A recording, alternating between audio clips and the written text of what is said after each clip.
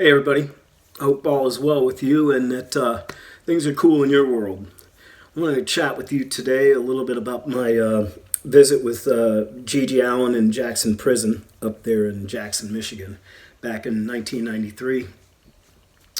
This was after Gigi had come to stay with me, and we made Carnival of Excess and Bleeding, Stinking, and Drinking and all the acoustic stuff and all that business. So before I keep going, though, I wanted to just take a moment and thank you guys for subscribing and checking the content out and liking and sharing and all that stuff. It really helps me out and keeps me motivated to tell these stories and everything. So I very much appreciate all your support. Anyways, so like I said, we had done all that stuff. Gigi had gone back to Ann Arbor and then subsequently, went out on tour and did some dates. And I went to the show in Orlando, there's a story about that up on the channel. And that was kind of the last time I saw Gigi before he ended up, I think he got extradited in Texas, or, after the Orlando arrest. Then he did some more shows, and I think he got arrested and extradited when he was in Texas. So, that's when they put him back up in Jackson. So anyways, I had moved from Tampa to Columbus. The last place I saw Gigi before seeing him in Jackson was at that Orlando show. But in the meantime, I had moved from Tampa to Columbus. Things were a little heavy. The whole time that I was working with Gigi, my mom was dying of cancer, and she finally did pass. And so between that and, there's a lot of drinking and partying, and then trying to maintain, a decent GPA while going to USF, there was a lot of factors that were just, it just mounted up, and I had to go. So anyways, I moved up to Columbus because I had a gig helping a buddy of mine remodel some houses. And so while I was up there, Gigi and I stayed in touch with each other. And we probably I don't know, every week or so we'd touch base and just, see what was up, whatever. Anyways, Columbus wasn't too terribly far from Jackson, so one day when we're talking, I just say, man, you feel like a visitor, I'll come up there and hang out or whatever. And he's like, sure. So whatever. One day it was a typical gloomy Ohio gray kind of fall day, and I remember driving up there, and this is pre. I was using the map. It was kind of funny. We didn't have Waze and all these other things back then. Anyways, made it up to Jackson. I'd never been to visit anybody at that point in prison or anything else. It was a fairly intimidating place. Very big place. I think, if I'm not mistaken, that's pretty much the whole city. The Jackson prison is Jackson, Michigan. Anyways, so I got there, and it was probably around noonish, maybe a little bit before that. And, I had to check in, and it was funny because I didn't realize it, but at the time I was wearing a William S. Burroughs Research magazine shirt with he had his gun on there and all that, but whatever.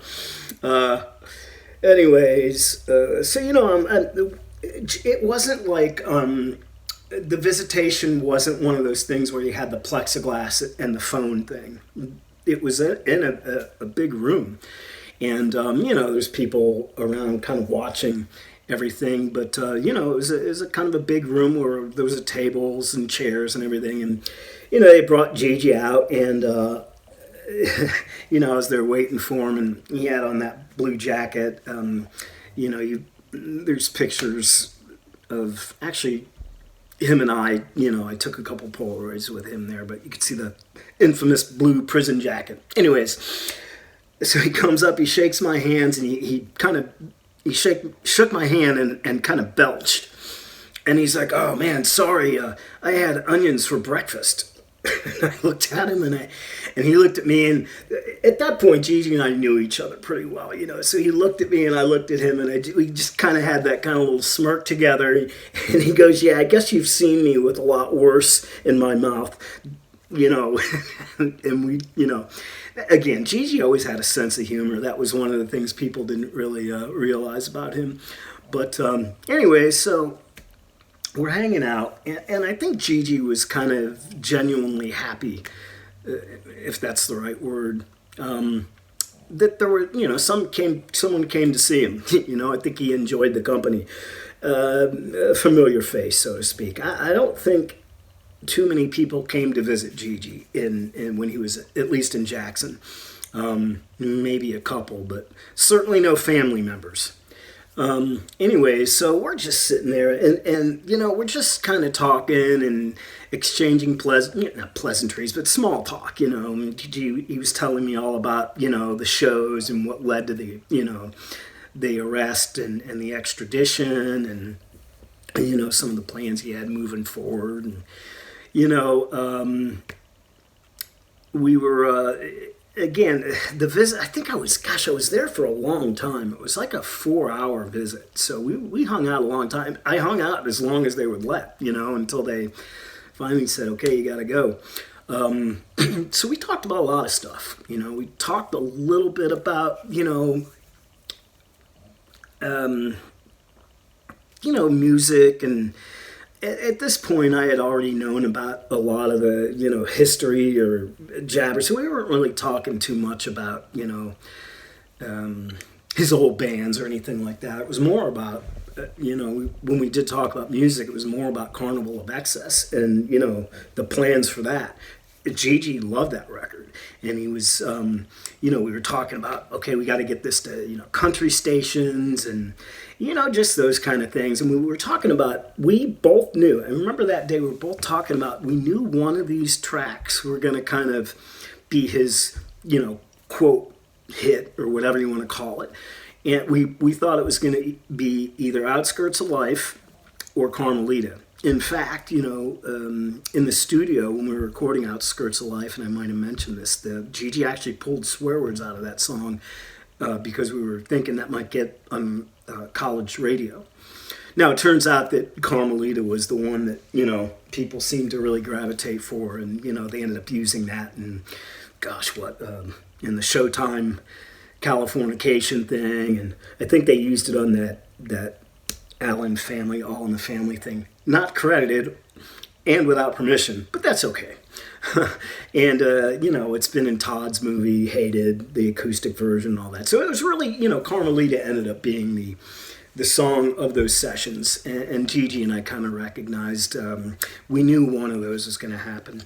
One of the funny things, though, as we were chatting that day, Gigi's talking, he's like, what I really want to do is I want to be able to just have, in the middle of nowhere, have this big land area where bands can play, and it was, that would be complete, no limits, no laws, everything goes, complete anarchy, no cops, no nothing, just absolute everything goes. And, then we can get people who are there, they could cook food for people, and, people crash out there, and, and I'm listening to him, and he's talking about, like not just a festival type thing, but he's talking about living in this thing. And I kind of looked at him and I said, Gigi, are you telling me you want to start a commune? And he was like, yes, I do. I want to start a no limits, no laws commune in the middle of nowhere, and we were just joking and laughing about that, Gigi, at that point, he was getting a little more popular or whatever, and people were more curious about him, and a lot of his music at that point, Carnival of Excess and everything, had a little more. I don't want to say his other stuff. I'm just saying Carnival and the acoustic stuff in general had a little more appeal. It was able to appeal to people necessarily who weren't necessarily into the punk rock thing. So. Anyways, just, again, fun chatting with him that day. And, as time ticked on, there was just, like I said, man, I think Gigi just kind of, he was happy to see a familiar face. And, we talked about our time in Tampa and, kind of laughed a little bit about some of the stupid stuff we were doing down there and all the drinking we did and swimming and, all that kind of normal stuff.